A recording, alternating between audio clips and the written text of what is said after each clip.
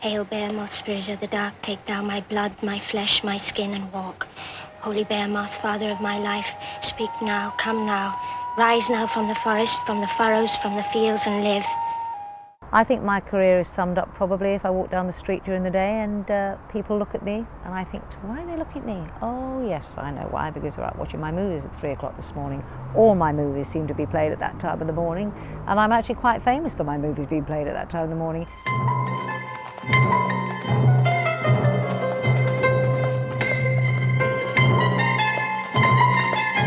I was born in Stanmore, Middlesex in 1953 two parents, nothing to do with show business. My father was the chairman of a motor company. My mum was a mum, and I was at a private school in Bushey Heath in Hertfordshire, and I started doing elocution lessons, and that's how it all really started.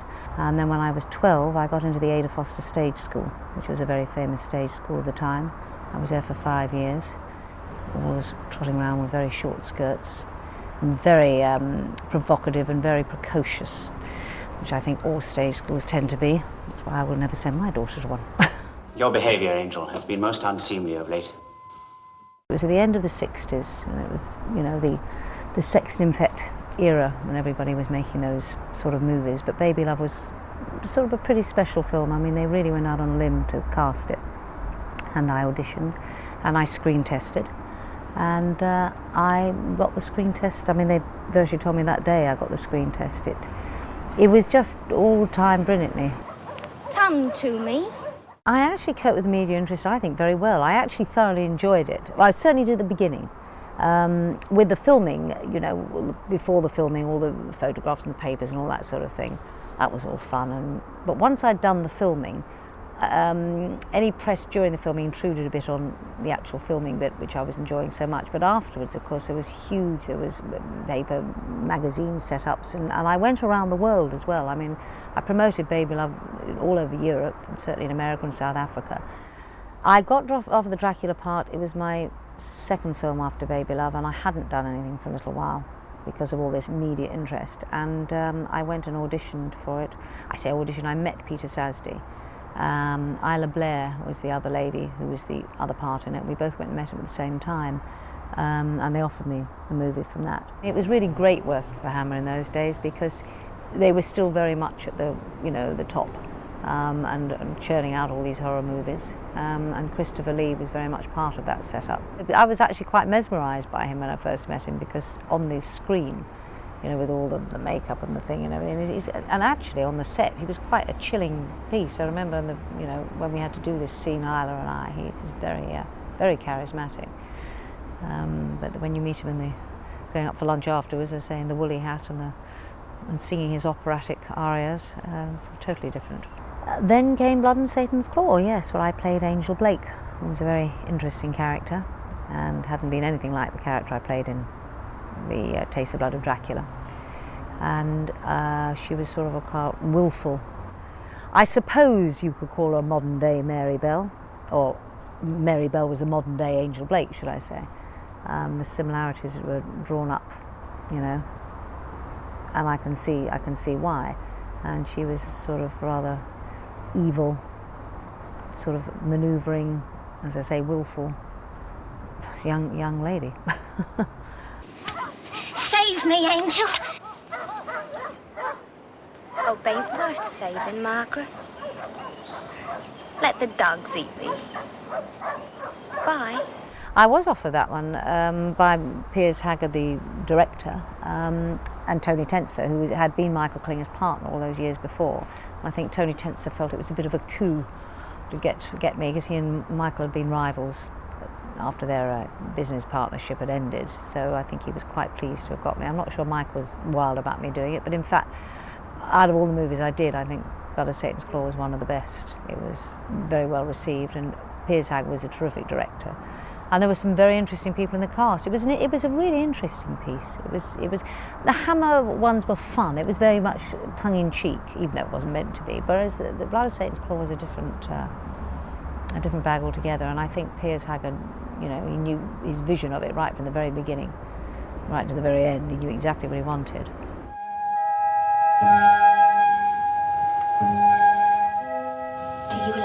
you see? Shame on you, child.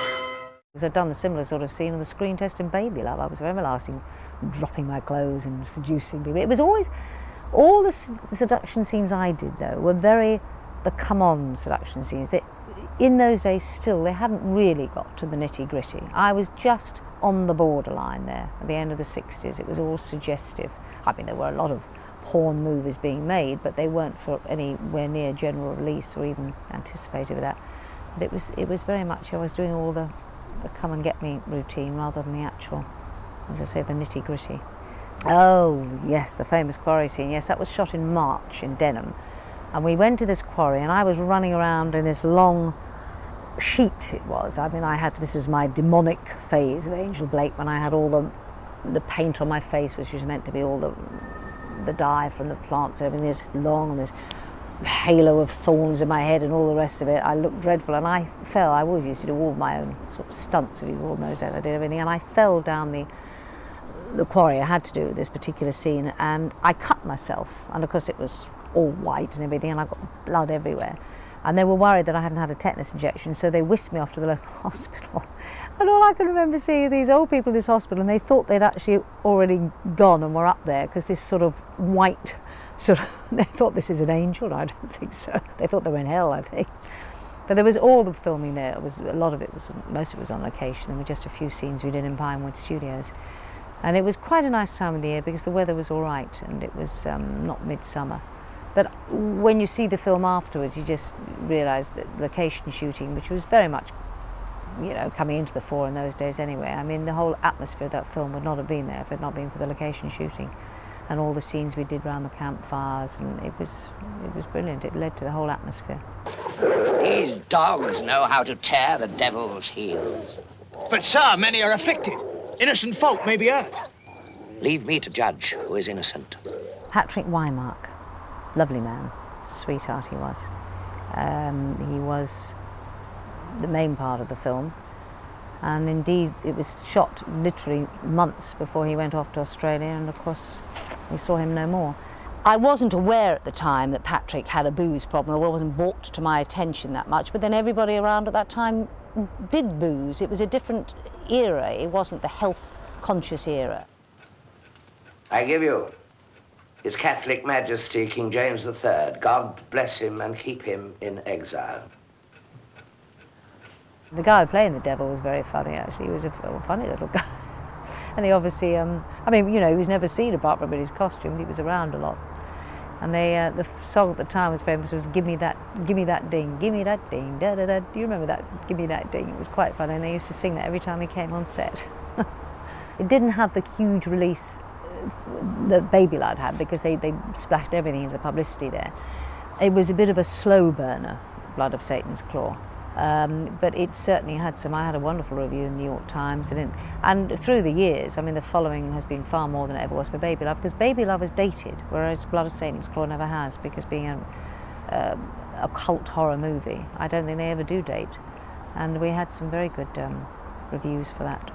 And people come. My favourite story was Michael Bentine. I was working years later in Pinewood Studios. I can't remember what I was doing now, but Michael Bentine was across the table. I had never actually met him, but I think I was with someone. I think I might have been with Dick Emery at the time. I was with somebody, and he looked at me and he came over and he said, "Angel Blake," and I went, and I knew who he was. And he said, "God, that's," and he sat down and spent the next half an hour talking. He just adored this movie, and I was really very flattered that he knew all about the film, he knew the character, and he was obviously a horror movie fan, and had taken very much to this movie.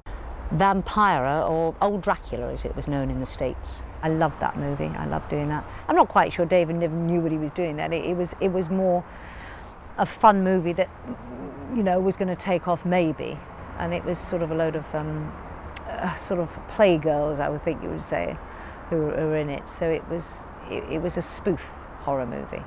But we did have a lot of fun making it, and David Niven, again, is one of those people you work with. It's worth making the movie because you work with someone like him. And he took me out to lunch a couple of times. He was very sweet with me. I think I must have reminded him of one of his old girlfriends or something, because I was much, much younger, but I was the one he used to take out to lunch. And he'd just written his book, The Moon is a Balloon. And he used to repeat